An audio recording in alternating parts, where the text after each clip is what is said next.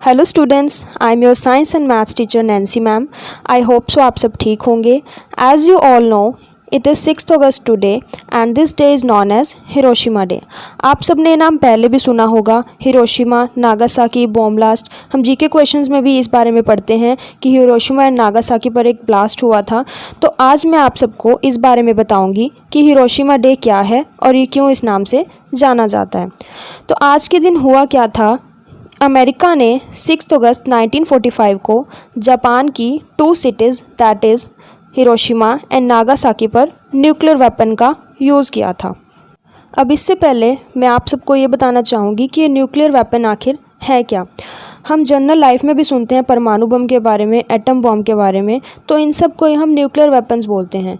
इनका यूज़ करके हम बहुत लार्ज स्केल पर एक साथ ही डिस्ट्रक्शन कर सकते हैं।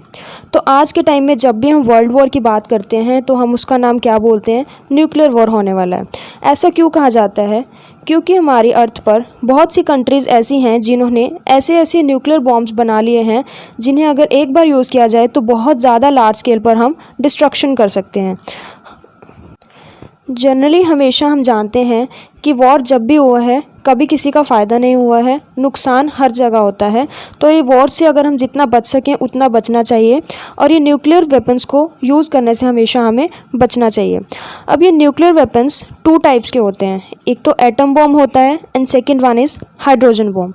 अब जो हिरोशिमा एंड नागासाकी के टाइम पर न्यूक्लियर वेपन यूज़ किया गया था वो एटम बॉम्ब यूज़ किया गया था और उसकी डिस्ट्रक्शन हम हर जगह पढ़ते हैं कि कितनी लार्ज स्केल पर हुई थी, कितने लोगों की उस समय पर जान गई थी। और आज के टाइम में अर्थ पर जितने भी कंट्रीज़ ने न्यूक्लियर वेपन्स डेवलप किया हैं उन्होंने हाइड्रोजन बॉम्ब्स डेवलप किए हैं। हाइड्रोजन बॉम्ब्स की capacity nuclear and atomic bomb से भी बहुत ज़्यादा होती है। अगर एटम बॉम्ब इतने ज़्यादा डिस्ट्रक्शन कर सकता है तो हाइड्रोजन बॉम्ब उससे भी बहुत ज़्यादा डिस्ट्रक्शन कर सकता है। तो इससे हम अंदाज़ा लगा सकते हैं कि अगर कभी उन वेपन्स का हमारी अर्थ पर यूज़ किया गया तो अर्थ को एक बार डिस्ट्रॉय करने के लिए वो इनफ है। अब मैं आपको बताऊंगी कि इन न्यूक्लियर वेपन्स का हिरोशिमा एंड नागासाकी पर किस तरह से यूज़ किया गया। अब ये वर्ल्ड वॉर 2 के टाइम की बात है जिसमें 2 अपोजिशंस थी। एक साइड एक्सिस पावर थी एंड दूसरी तरफ एलाइड पावर थी। एक्सिस पावर में जो कंट्रीज़ थी वो थी Germany, Italy, Japan and many more. और जो एलाइड पावर थी उसमें जो कंट्री थी that is America, Britain, Canada, Australia and many more. अब ये दोनों ऑपोजिशंस थी और एक दूसरे को सरेंडर करवाना चाहती थी। सरेंडर मतलब कि जो हार मान ले। अब जापान बिल्कुल भी हार मानने को रेडी नहीं था, वो सरेंडर करने को रेडी नहीं था एंड वो प्लान कर रहे थे कि किस तरह से हम अपने न्यूक्लियर वेपन्स का यूज़ करें दूसरी कंट्रीज़ पर। जब ये बात अमेरिका को पता चली तो उन्होंने अपना एक एटम बॉम्ब बनाया और उसे यूज़ करना चाहा जापान की 2 सिटीज़ पर ताकि वो बहुत लार्ज स्केल पर डिस्ट्रक्शन कर सकें। इसके लिए बहुत सी मीटिंग्स बिठाई गई जिसमें कि वो 2 सिटीज़ डिसाइड की गई जिन पर वो न्यूक्लियर वेपन का यूज़ करेंगे and that cities were Hiroshima and Nagasaki. So America ने 16 जुलाई 1945 को अपने न्यूक्लियर वेपन यानी एटम बॉम्ब को टेस्टिंग की कि किस तरह से डिस्ट्रक्शन कर सकता है और उसके बाद उन्होंने 6 अगस्त 1945 को 8:45 टाइम पर एयरक्राफ्ट के ज़रिए बॉम्ब हिरोशिमा सिटी पर गिरा दिया। ये एक इंस्टेंट डिस्ट्रक्शन थी, किसी को भी इसका अंदाज़ा नहीं था, सब कुछ नॉर्मली चल रहा था और जब ये डिस्ट्रक्शन हुई कोई अंदाज़ा भी नहीं लगा पाया कि कितना नुकसान हुआ होगा। इंस्टेंट टाइम पर ही बहुत से लोगों की जान चली गई। ये इतनी जाने गई कि 30% पॉपुलेशन जापान की उसी समय डिस्ट्रॉय हो गई। नियर अबाउट 1 लाख से ज़्यादा लोगों की उस समय जान चली गई। और हम ये नहीं कह सकते कि वो जान सिर्फ उन्हीं लोगों की गई है, बाकी के लोग भी बहुत ज़्यादा इंजर्ड हो गए थे और आने वाले कुछ महीनों तक बहुत सी जानें ऐसे ही जाती गई।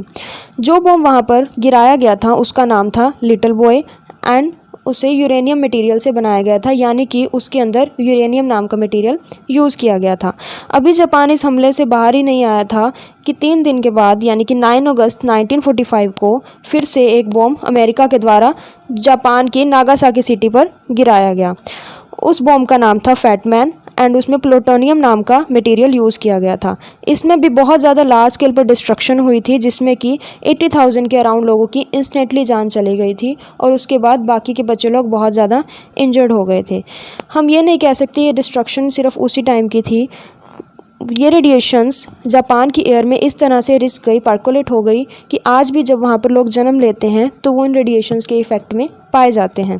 तो ये था हिरोशिमा डे। इसके बाद 14 अगस्त 1945 को यूएस के सामने जापान ने खुद को सरेंडर कर दिया, बिकॉज़ वहाँ पर इतनी ज़्यादा डिस्ट्रक्शन हो गई थी कि अगर वो अभी भी सरेंडर ना करते तो अमेरिका थर्ड बॉम्ब गिराने की तैयारी में था। तो इसलिए इस दिन को हम हिरोशिमा डे के नाम से जानते हैं। Okay, thank you.